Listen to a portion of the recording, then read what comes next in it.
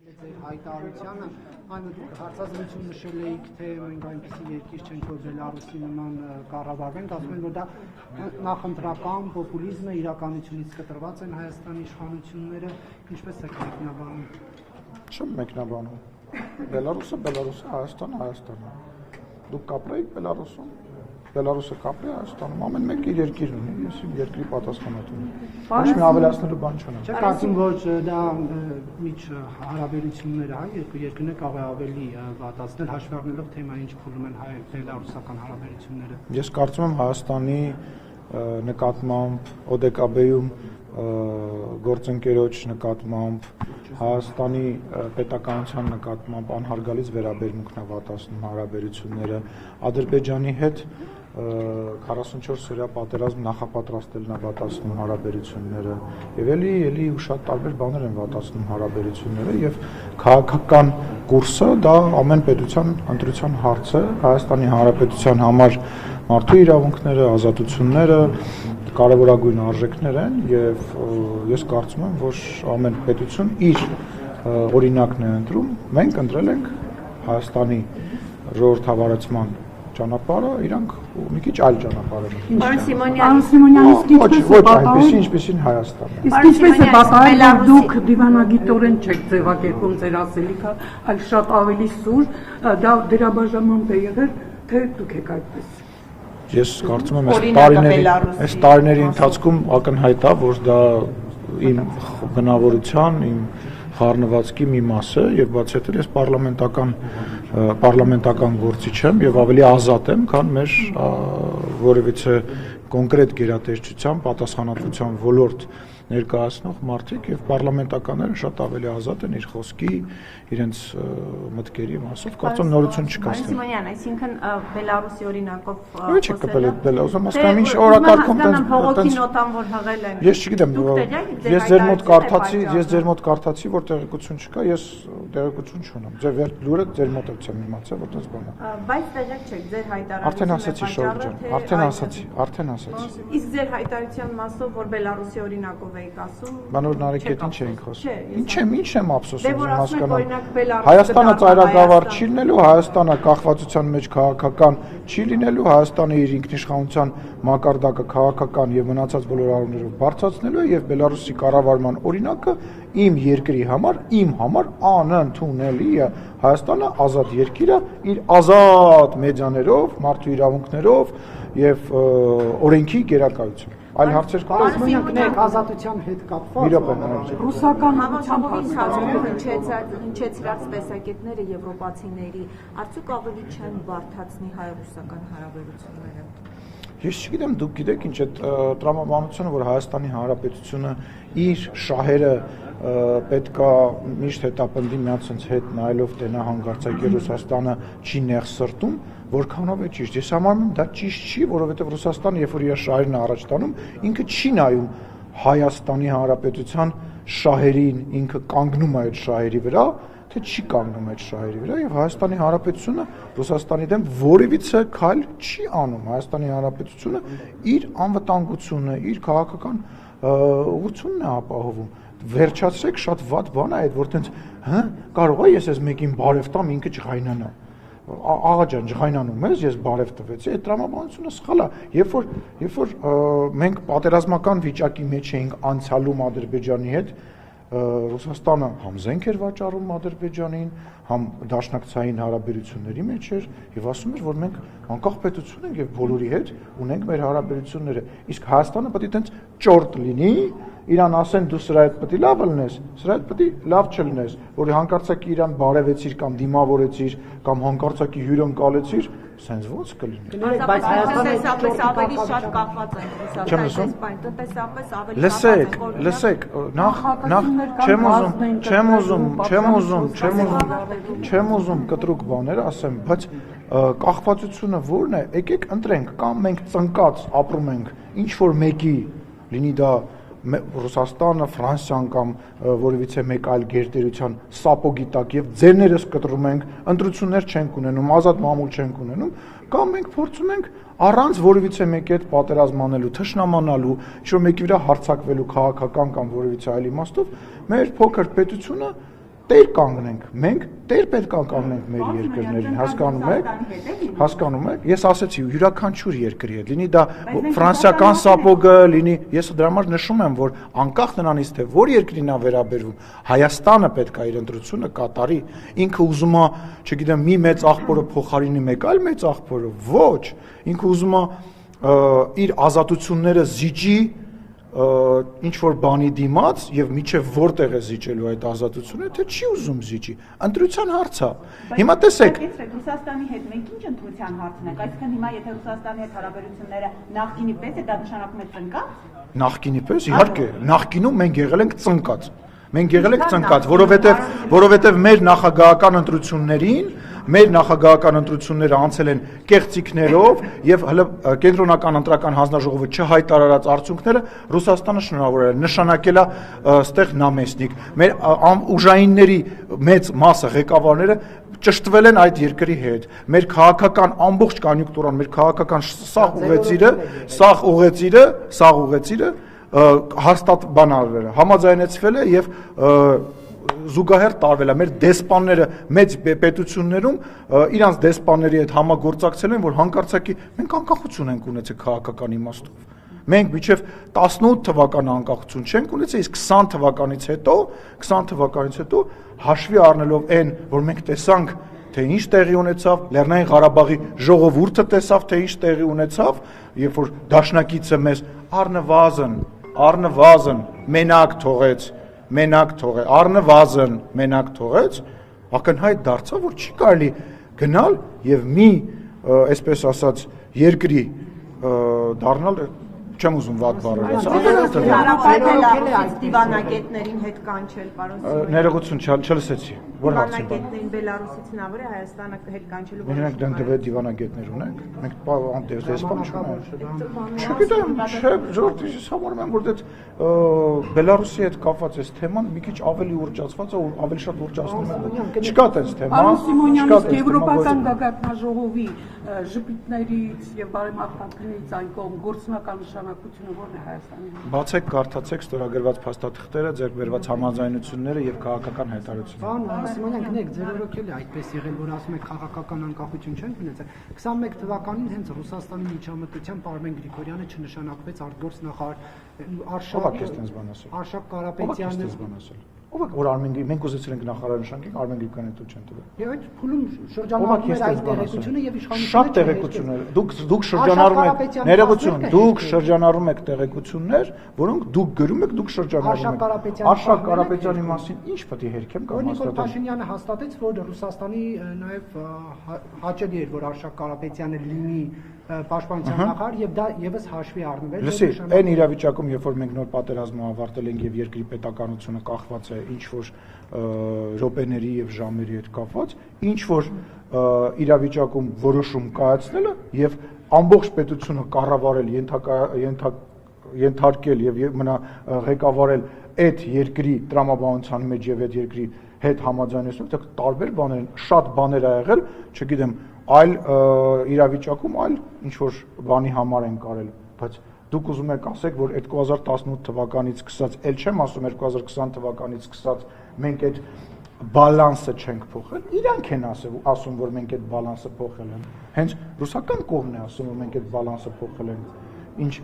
բնական է, որ 2018 թվականից սկսած մինչև 20 թվականը ուրիշ բաներ են եղել, 20 թվականից հետո այդ էլ ավելի ակնհայտ դարձել նույն սահմանապահների հետ կապված, Հայաստանի եւ Ադրբեջանի սահմանում արկա ռուսական զորքերի հետ կապված։ Հա, իրավիճակ կապված, ստատիկո, բան չի, արկղ չի, այո, լսում եմ ձեզ Ռոզանա։ Պարոն, արդյոք ինքնիշխանության մասին է խոսում, երբ որ Ալիևը տեսակապով խոսում է Եվրամիության ամբողջ պաշտոնյաների ներկայությամբ Արցախի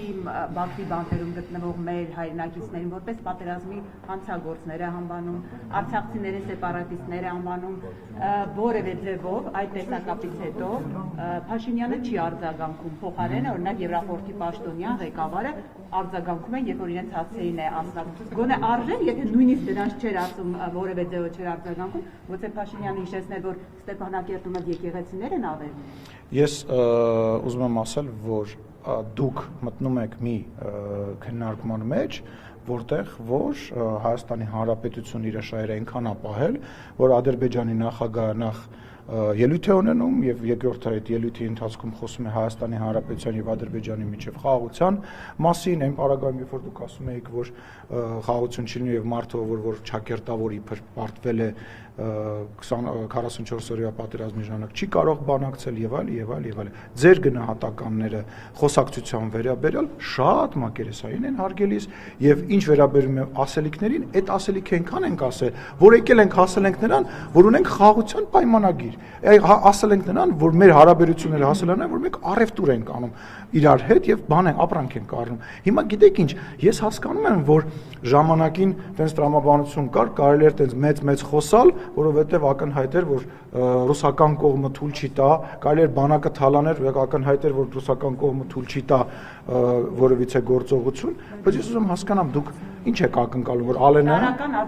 լսեք, մենք արձագանք տվել, երբ որ դուք խոսում եք այնտեղ պահվող անձանց մասին, ավելացրեք, որ Նիկոլ Փաշինյանը այն մարդն է, որը ամեն տարի, ամեն ամիսը մեկ ինչ որ գործողության հետևանքով մարդ է վերադասնում Հայաստանի Հանրապետություն։ Մենք չենք, ասենք, գլուխ գովում, բերան ծռում, ինչ որ մեկին փորձում լավը թվալ, չգիտեմ, քաղաքականության մեջ տղամարդ խաղում։ Մենք գործ ենք անում, եւ այդ գործի հետևանքը այն է, որ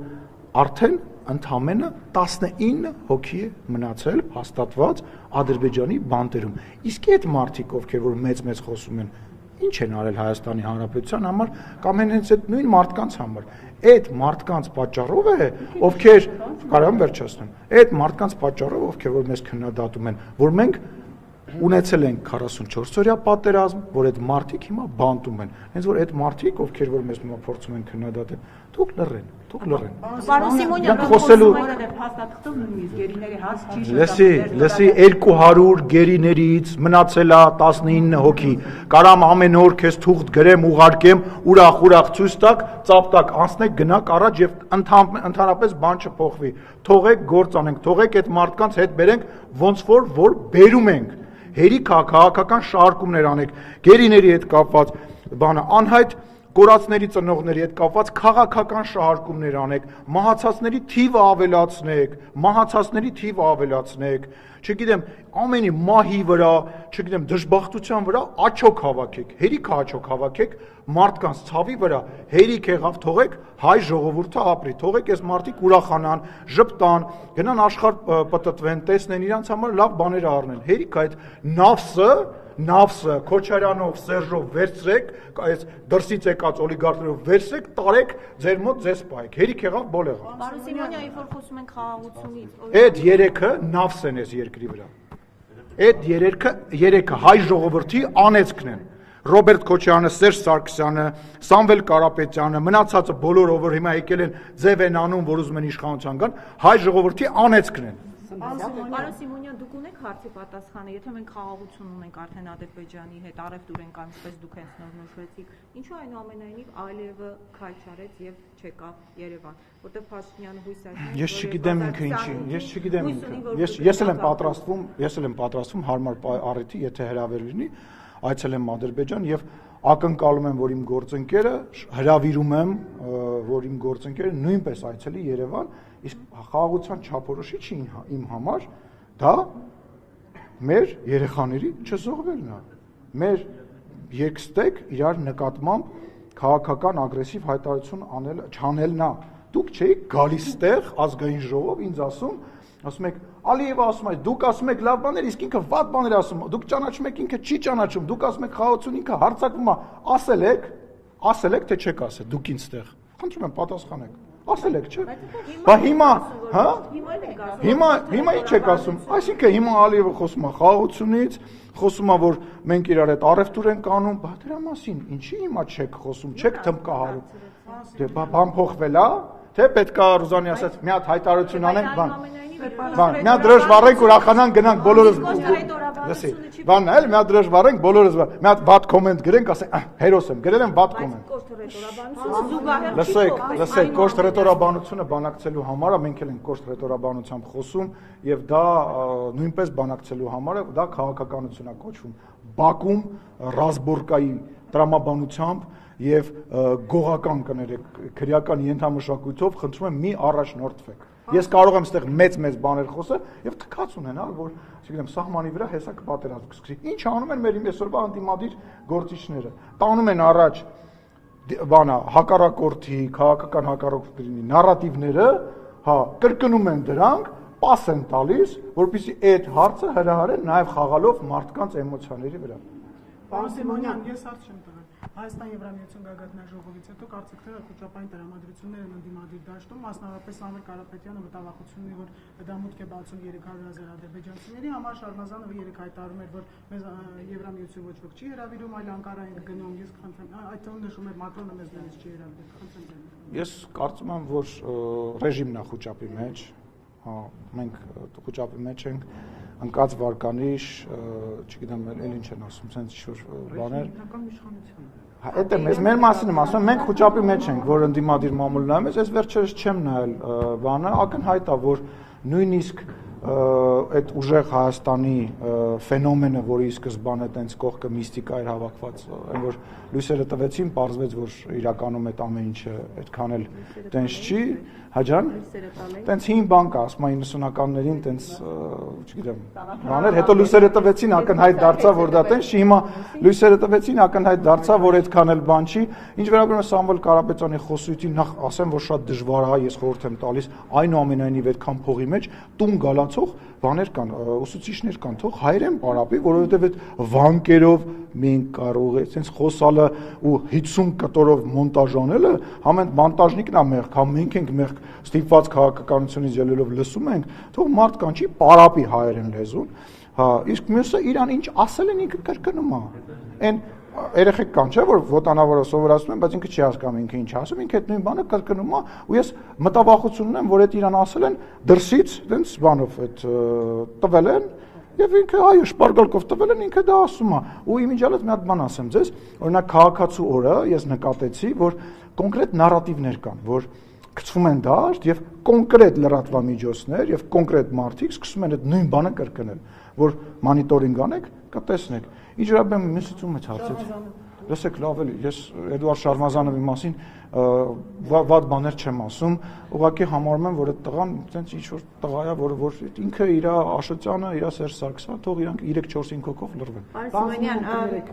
Դուք ասում եք խոսքի ազատություն եւ այլն, ճիշտ է, մենք բարեբախտաբար Բելարուս չենք, բայց ինչի բարեբախտաբար Բելարուս, ինչա որ Բելարուսում հələ ասացնեմ։ Չկա հա հասկացա։ Բայց հեսա մի հատ նոտ այլ քո հետ կապված կտա։ Այնպես չի, որ Հայաստանում էլ ամեն ինչ հոյակապ է, վերջին զեկույցով Հայաստանը 34-ից տեղը զիջել էր խոսքի ազատության առումով 50-րդ տեղը եւ այդտեղ նշում էր դատական հայցերը, ճնշումները լրատվամիջոցների մեջ, դուք առաջամարտիկներից եք լրատվամիջոցներին դատի տալու հարցով, ըստ էության նաեւ դրանք են նպաստել, որ Հայաստանում խոսքի ազատության առումով ինդեքսը նվազել է։ Ինչ պետք է անի իշխանությունը, որ կրկին նախկին հորիզոնականներին Հարկ երկիրը եւ աշխարհը դա կենթանի օրգանիզմ է։ Ինչ որ իրավիճակներ են փոխվում, նախընտրական իրավիճակներում ավելի շատանում, ավելի խախանդ իրավիճակում ավելի